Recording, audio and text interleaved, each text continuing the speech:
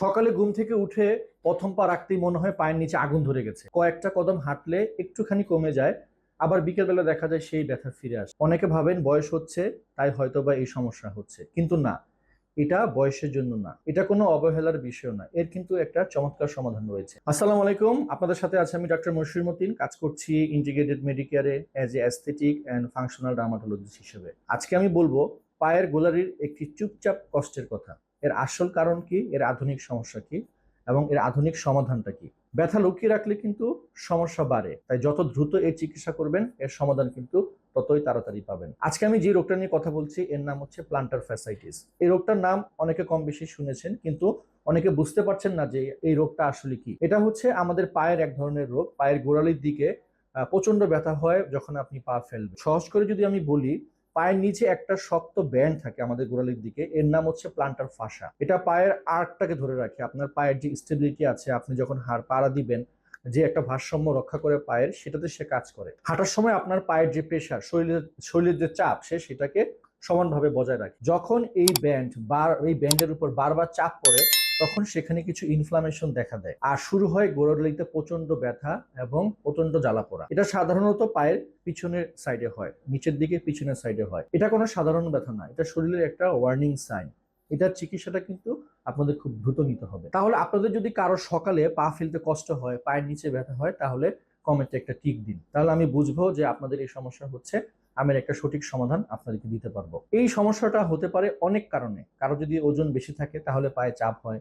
দীর্ঘ সময় যদি আপনি দাঁড়িয়ে থাকেন কাজ করে, তখন আপনার পায়ের গুলোতে চাপ পড়ে। অনেক সময় এই জিনিসটা আমরা জানি না, আমরা কি করি, একটা ঢিলা ঢালা জুতা পরি বা খুব টাইট জুতা পরি, হ্যাঁ, ফ্ল্যাট স্যান্ডেল আমরা ব্যবহার করি বা খালি পায়ে হাঁটি।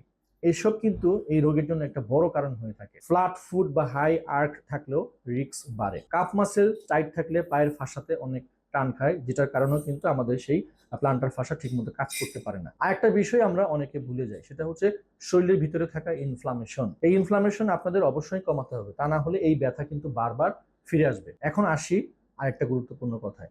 আমরা কি করি, আমাদের যখন এই ধরনের সমস্যা হয়, ব্যথা হয়, আমরা পেন কিলার খাই। পেন কিলার কিন্তু আমাদের কিছুদিন আরাম দেয়, সে ব্যথাটাকে কমিয়ে রাখে, কিন্তু অ্যাকচুয়াল যে কজ, যে ফাঁসাতে যে ইনফ্লামেশনটা আছে, সেটা কিন্তু কোনোভাবেই সে রিমুভ করতে পারে না। তাহলে আপনি স্বাভাবিকভাবে চিন্তা করুন, আপনি কি ব্যথা কমাবেন নাকি আপনার রুট যে কজটা আছে সেটাকে আপনি ঠিক করবেন। যদি রুট কজটাকে আপনি ঠিক করতে পারেন, তাহলে খুব সহজভাবেই আপনি আপনার ব্যথাটাকে পার্মানেন্টলি সমাধান করতে পারবেন।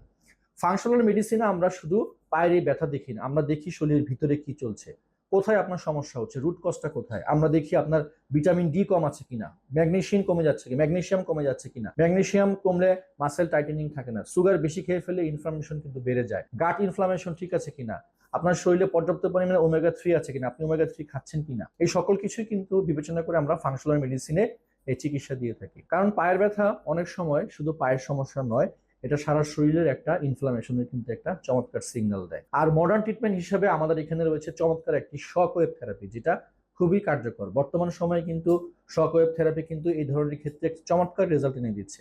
এটা কোনো অপারেশন না, এটা কোনো ইনজেকশন না, এটা একটা ডিভাইস, যেটা হচ্ছে একটা টার্গেটেড সাউন্ড ওয়েভ দিয়ে আপনার স্পেসিফিক ওই প্লান্টার যে ফাঁসাটা আছে সেখানে আমরা হিট দিব। হিট দিয়ে কি করবো, সেই ইনফ্লামেশনটাকে আমরা কমিয়ে নিয়ে আসবো। ড্যামেজ যে টিস্যুগুলো আছে সেগুলোকে হিলিং করার চেষ্টা করবে এই শকওয়েভের মাধ্যমে। পাশাপাশি সেখানে ব্লাড সার্কুলেশন বাড়বে, যার মাধ্যমে শরীর তার ন্যাচারাল ওয়েতে একটা রিপেয়ার সিস্টেম অ্যাক্টিভেট করে দিবে। তাতে আপনি দ্রুত খুব সুন্দর একটি রেজাল্ট পাবেন। অনেক রোগীর ক্ষেত্রে 3 থেকে 5টা সেশনে লাগে, আবার কারো ক্ষেত্রে কম বা বেশি লাগে, কিন্তু এইটার ট্রিটমেন্টটা কিন্তু পার্মানেন্ট, আপনি অনেক দিন ভালো থাকবেন। তাহলে ফাংশনাল মেডিসিন এবং শক ওয়েভ যদি আপনি একসাথে যদি কাজ করেন, এটা যদি একসাথে কাজ করে আপনার শরীরে, তাহলে আপনি একটা লং লাস্টিং কিন্তু একটা রেজাল্ট পাবেন। শুধু ব্যথা কমানো না, কারণ ধরাটাও কিন্তু আসল চিকিৎসা। শেষে একটা কথা আছে যেটা বলতে চাই, সেটা হচ্ছে যে, যেটা বেশিরভাগ ডাক্তারও বলেন না, বাড়িতে আজ থেকেই এই 4টা কাজ আপনি শুরু করবেন।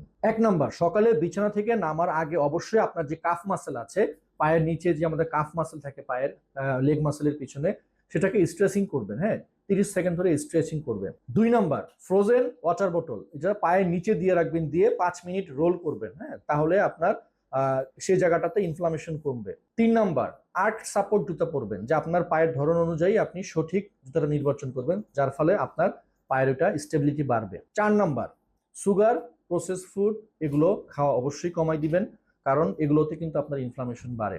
হলুদ, আদা, মাছ, বাদাম এগুলো খাবারে রাখবেন, যেটা আপনার জন্য খুব বেনিফিশিয়াল হবে। আর ওজন বেশি হলে তো ধীরে ধীরে অবশ্যই কমাতে হবে, কারণ প্রতি কেজি ওজন আপনার যতই বাড়বে পায়ের নিচে চাপ অতই বাড়বে। পা শুধু হাঁটার জন্য না, জীবন চালানোর জন্য, তাই অবশ্যই আপনাদেরকে পায়ের গুরুত্ব অবশ্যই নিতে হবে।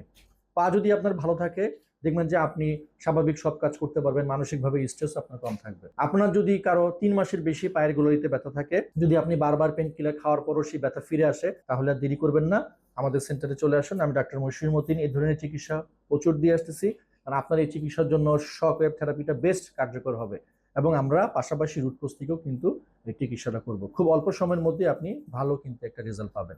যাদের যাদের এই সমস্যা আছে তারা তো এই ভিডিওটি দেখছেনই, পাশাপাশি আমার ভিডিওটি শেয়ার করে দেন, কারণ এই ধরনের সমস্যা প্রচুর হচ্ছে। ছেলে মেয়ে সবারই এই ধরনের সমস্যা থাকে, এটা কোনো স্পেসিফিক ছেলেদের হয় বা মেয়েদের হয় সেরকম ডিজিজ না, ডিজিজটা কিন্তু সবারই থাকে।